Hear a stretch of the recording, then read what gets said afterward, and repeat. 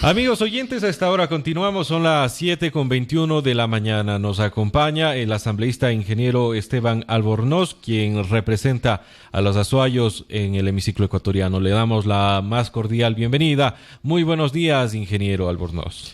Muy buenos días, Juan Fernando, muchísimas gracias, qué gusto estar aquí en W Radio, un buen inicio a todos después de este feriado, pues de seguir trabajando con fuerzas, con energía.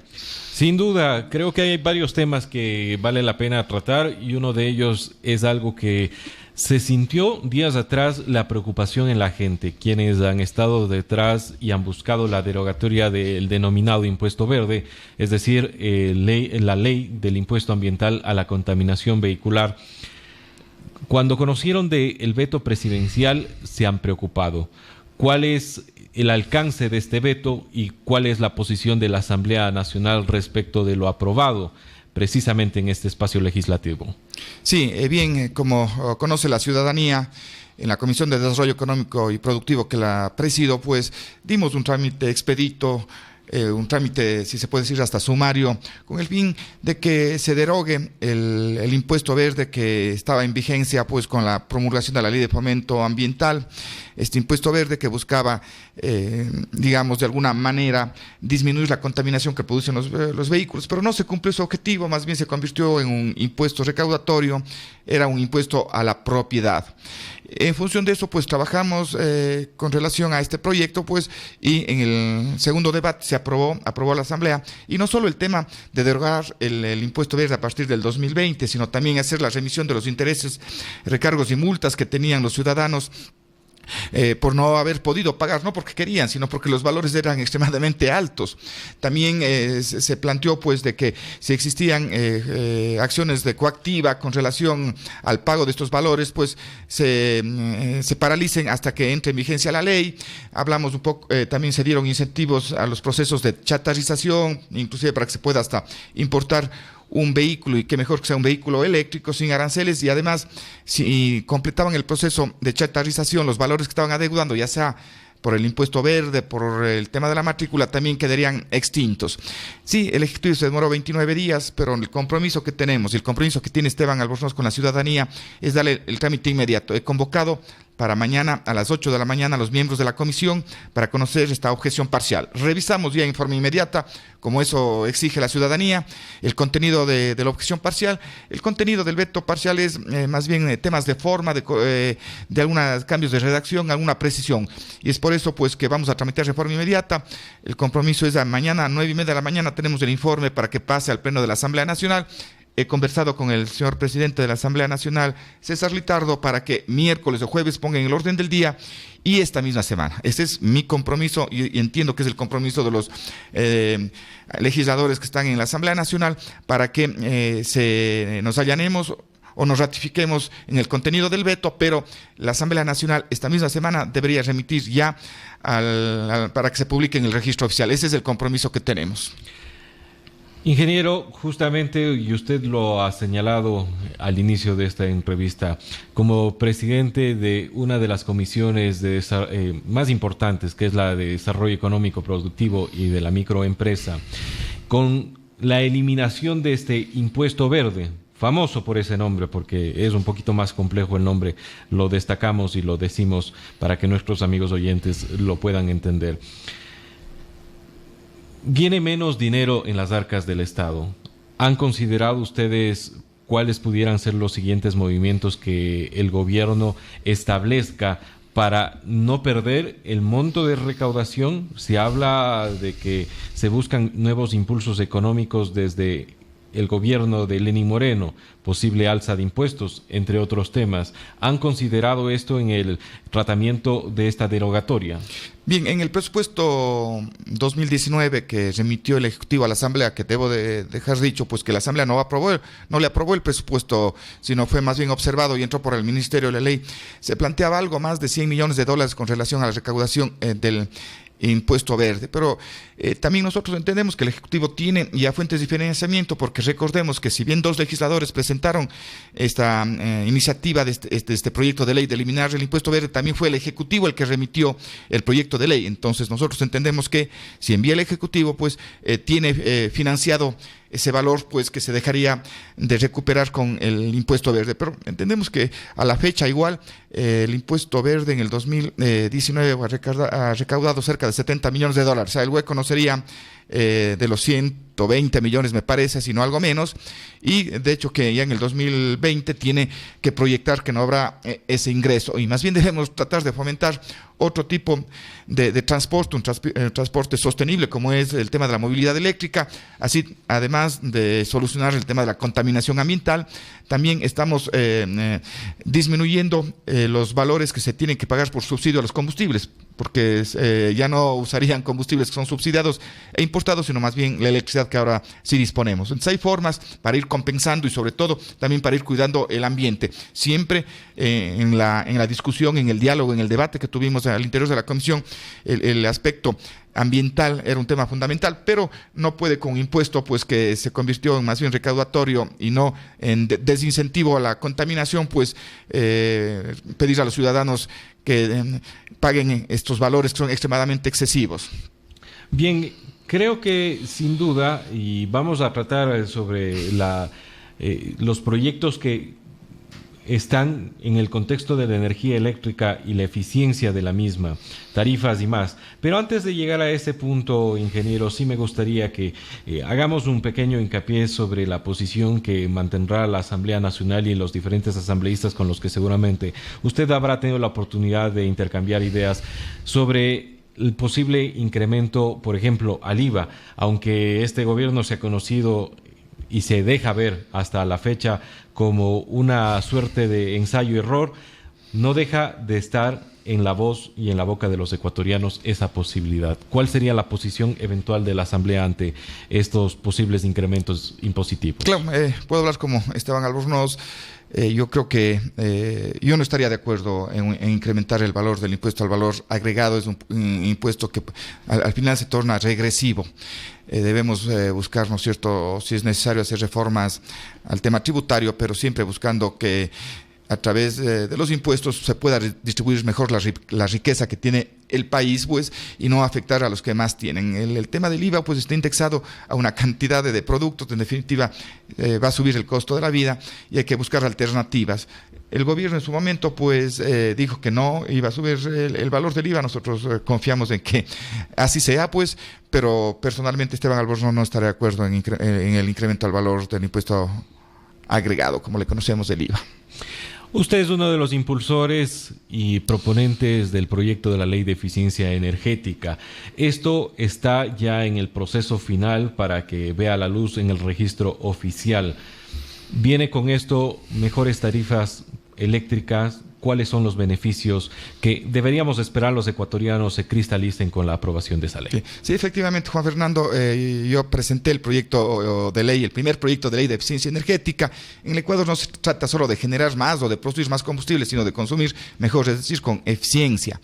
Ese proyecto está en vigencia ya está publicado en el registro oficial a partir de marzo de este año. Es un proyecto importante, un proyecto que además fue aprobado en segundo debate con la mayoría de votos por unanimidad, un proyecto que tiene varias aristas y que busca, ¿no es cierto?, la eficiencia, no solo en el consumo de energía eléctrica, sino también en el consumo en el transporte, cómo usamos la energía en el transporte, en el tema de la construcción, en el tema de la industria, en el tema residencial. Hay un capítulo que es importante y sí me gusta siempre que hablo de la ley de eficiencia energética resaltarlo, es el tema del transporte. En el Ecuador somos extremadamente ineficientes en el sector del transporte. Casi la mitad de la energía, y al decir energía no solo digo energía eléctrica, sino la energía que usamos a través de los combustibles, la energía que se utiliza en la industria, en fin, casi la mitad de la energía que producimos y consumimos se va al sector del transporte. El 46% de la energía que el Ecuador produce va al sector del transporte. En el mundo ese dato no es así, es apenas el 28%. Es decir, que estamos mal utilizando. Estamos mal utilizando por la ineficiencia, porque no tenemos puntos logísticos, el tema del transporte de carga es extremadamente ineficiente en el país y los vehículos en definitiva se vuelven ineficientes cuando no usamos adecuadamente. Y es por eso que primero estamos hablando de un etiquetado de los automóviles para que cuando uno adquiere un automóvil sepa cuál es el rendimiento, es decir, cuántos kilómetros me da por galón y sepa lo que está comprando y cuánto le va a costar. Entonces el etiquetado funciona muy bien. Ya en las refrigeradoras, en ciertos equipos eléctricos tenemos, pero queremos implementarlo también en los automóviles, en los vehículos. Está en vigencia eso. Y el tema más importante, que a partir del año 2025, todo taxi, todo bus, o sea, todo transporte público que circule en las zonas urbanas tiene que ser ya eléctrico. Los nuevos, no quiero decir que en 2025 van a desaparecer los buses y los taxis que están circulando. Pero desde ese año progresivamente todo nuevo vehículo tiene que ser eléctrico, eso está en vigencia, es un tema importante. Pero también, claro, hemos trabajado, además, para concluir bien la idea del tema del transporte, se establece que tienen tarifas especiales los vehículos eléctricos. Mire, los vehículos eléctricos en este momento ya no tienen IVA, no tienen arancel, no tienen impuesto a consumos especiales. Entonces comienza a volverse atractivo la adquisición de un vehículo, porque el principal obstáculo para los vehículos eléctricos en este momento es el costo inicial, porque ya los costos de operación y mantenimiento son muchísimo menores que los carros convencionales que utilizan gasolina o diésel. Está en vigencia la ley desde marzo del 2019, pero además hay de los temas. Ha llegado al registro oficial el 15 de marzo del 2019. El 15 de marzo, efectivamente. Así es, pero son buenas noticias. Hemos logrado tener este proyecto de ley que fue de mi autoría y está aprobado. Creo que es uno de los poquísimos asambleístas que tiene un proyecto de ley aprobado, ¿no? El resto no. Entiendo pues que más bien hemos estado tratando leyes que estuvieron pendientes de periodos anteriores. Estoy empeñado en otro proyecto que presentamos conjuntamente con la asambleísta César Ron, ¿no es cierto? Sin importar las banderas políticas, ni las bancadas, pero es importante porque hemos coincidido en ciertos aspectos, y me refiero a la ley del emprendimiento y la innovación. Ya pasó el primer debate, está por concluir algo más, y enseguida estaremos trabajando ya en el contenido para un segundo debate. Este es otro proyecto que le estamos dando mucho impulso. Y finalmente, otro proyecto que es el tema de la reutilización, reciclaje y disminución de los plásticos de un solo uso, que estamos tramitando también en la comisión. Son, proyectos que de alguna manera han avanzado, pero tenemos otras iniciativas importantes, sobre todo para cumplir el objetivo de la comisión, que es trabajo digno, generar trabajo, que es lo que más necesitan los jóvenes, que es lo que más necesita el país. Con ese sentimiento ambientalista que se deja ver en sus propias declaraciones de asambleísta, ¿usted estaría dispuesto a apoyar, incluso aunque no es de su línea política, al prefecto de la SOA, Yacu Pérez, cuanto a este tipo de ordenanzas, cuando estamos hablando de plástico de un solo uso y además también de la propuesta a una consulta popular nos referimos? Siempre 100% a defender el agua, a defender nuestras fuentes de agua. Si es a través de una consulta estaríamos de acuerdo, pero vamos a defender el agua 100%. ¿Cómo tomó entonces la decisión de la Cámara Provincial de la SOAY? Mire, ya lo conforman pues muchos de los alcaldes y representantes de las juntas parroquiales, han tomado una decisión, pero yo creo que tenemos que seguir trabajando como azuayos, como cuencanos, para defender el agua, para defender nuestras fuentes de agua, que no solo es del presente, sino es del futuro. El agua es fundamental para nosotros y debe ser una bandera que no debe ser politizada, pero que debe ser tratada técnicamente y debemos defenderla con hechos concretos. Asambleísta, ¿cómo califica usted el trabajo que se está llevando en la Asamblea Nacional? El diario El Expreso, de circulación del día de hoy, califica como pobre el trabajo del presidente César Litardo. 3 meses que se cumplirían este 17 del presente mes dejan ver poco o nada de avance en el legislativo. ¿Usted concuerda con este editorial, con esta nota de prensa? Mire, siempre sucede, ¿no? Todos nos ponen en el mismo saco. De hecho, que de las 12 comisiones permanentes especializadas que tiene la Asamblea Nacional, contadas funcionan adecuadamente. Hay comisiones que no han podido reunirse durante los 3 primeros meses. En la Comisión de Desarrollo Económico y Productivo tenemos, creo que ya 17 sesiones, y es por eso que hemos sacado el tema del impuesto verde. Hemos aprobado informes para reformas a la ley de Servicio Público de Energía Eléctrica, hemos aprobado leyes reformatorias a la ley de compañías, estamos trabajando en las leyes que ya les dije a su momento. En fin, el tema de la ley del impuesto verde es un tema importante para los ciudadanos, y hay otras comisiones que definitivamente ni se reúnen. Creo que la Comisión de Desarrollo Económico es una de las poquísimas que está funcionando. Esa sí es una realidad, y sí me preocupa y me indigna de que no demos respuesta a los ciudadanos en función de las necesidades que tienen. O sea, nos eligieron para trabajar, para estar en las comisiones, pues, y muy pocas de estas funcionan. Nos ponen en el mismo saco a todos, pero nosotros hemos mostrado trabajo, hemos mostrado resultados a través del trabajo que cumplimos. Sí, el esfuerzo del presidente ha sido importante. Mire, también gracias a la adhesión del presidente, el tema del impuesto verde ha podido ser aprobado. También el tema de la ley de eficiencia energética y la ley de emprendimiento, que es la que conozco con detalle. Estamos este momento debatiendo dos leyes importantes. La una, reformas al Código Orgánico Integral Penal, que tiene temas sensibles, pero son temas necesarios y es necesario debatirlo. También el Código Orgánico de la Salud. Sí, veo que las comisiones no funcionan, pero el presidente hace esfuerzos importantes para que funcionen. Y esperemos pues que ya en el corto plazo se resuelvan los problemas que tienen al interior de las comisiones y nos pongamos a trabajar en forma seria como exige la ciudadanía. Sin duda eso es lo que esperamos los ciudadanos, pero esta semana se dejará entrever nuevamente la Asamblea con nuevas polémicas y nuevos puntos de vista cuando se está tratando un segundo y posible juicio político contra el presidente del Consejo de Participación Ciudadana, José Tuárez. A su criterio, ¿merece esto llegar al pleno de la Asamblea para ser debatido ante una posible censura? Bien, la Comisión de Fiscalización ha tomado la decisión de recomendar de que pase el trámite al pleno de la Asamblea Nacional para que se continúe el juicio político. Digamos, el juicio político inicia ahora, recién, ¿no? El resto es un proceso más bien de sustentar... preprocesal, en definitiva. Usted es abogado, pues conoce con detalle esos conceptos.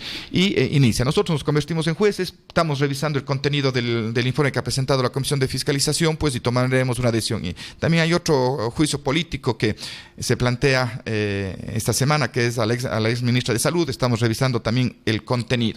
Hay un tema que se me escapaba y lo que está sucediendo en la comisión. Yo siempre, en la Asamblea Nacional, todas las sesiones inician con cambios del orden del día. Creo que en alguna de las sesiones creo que se llegó a 8 o 9 cambios del orden del día. Y son cambios del orden del día de exhortar al ministro de Transporte. Le pongo un ejemplo, no se trata de exhortar al señor presidente de la República, solicitar no sé qué, sin ninguna eficacia jurídica, y pasamos debatiendo en resoluciones de cambio del orden del día que no tienen ninguna eficacia jurídica. Yo también he tomado una decisión ya más de año y medio atrás de abstenernos porque no tiene ningún sentido, ¿no es cierto?, trabajar en exhortos cuando la Asamblea Nacional sí tiene la competencia del control político. Hay un procedimiento, solicitar la información, y si no entregan la información y no satisface, iniciar más bien otro tipo de acciones, pero sustentados en lo que establece la ley, la Constitución y la Ley Orgánica de la Función Legislativa. No podemos seguir perdiendo tiempo en resoluciones inútiles y sin ninguna eficacia jurídica. Entendiendo que usted se encuentra alineado con el actual gobierno, precisamente por pertenecer a Alianza País, ¿ve con buenos ojos del posible enjuiciamiento político a la ministra de Gobierno, ex ministra del Interior, María Paula Romo? Mire, sí, tal vez debo iniciar diciendo, yo en la Asamblea Nacional... tomo mis decisiones en función de mi conciencia. Muchas veces... ¿No le llaman a presionar, a decir, tienes que votar de tal o cual forma? No creo que no lo hacen y no lo van a hacer. Yo tomo decisiones y mi voto es en función de mi conciencia. Muchas veces el político dice, tengo que hacer lo políticamente correcto. No, yo hago lo correcto. Definitivamente ustedes pueden revisar mis votaciones, pues en función de eso, pues yo todas las decisiones, mis votaciones siempre van a ser en función de la conciencia, en función de lo que considero justo y lo que beneficie a los ciudadanos del país. Se ha iniciado, se inicia ese proceso que puede concluir en un juicio a la señora ministra de Gobierno. Actualmente no conozco el contenido y cuáles son los supuestos incumplimientos que estaría en curso la gestión de la ministra de Gobierno. Vamos a revisar definitivamente, sí. Gracias, asambleísta. Hemos conversado varios temas. Sin duda, lo que se hace en la Asamblea Nacional es importante, sobre todo para que llegue al oído de todos los ciudadanos. ¿Qué se está haciendo? ¿Qué se ha hecho? ¿Y qué se espera? Genere impacto en la vida diaria, porque desentenderse de la política no trae a bien nada. Es necesario conocer, entender y qué mejor conversar con los actores de la noticia. Gracias, asambleísta. Muchas gracias, buenos días. Hemos conversado esta mañana con el asambleísta ingeniero Esteban Albornoz. Él es por parte de Alianza País, Alianza Socialista. Vamos a una muy breve pausa. De regreso aún tenemos más información, tenemos detalles.